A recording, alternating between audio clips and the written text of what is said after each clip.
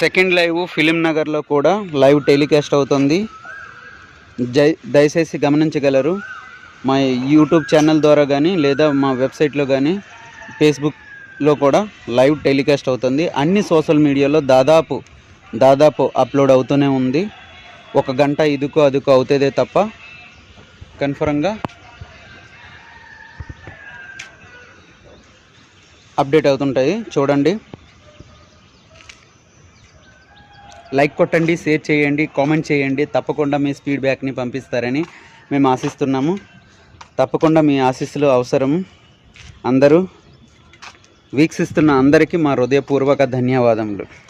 మా టైమింగ్ వచ్చేసి morning 4 o'clock to night 10 o'clock ఇలా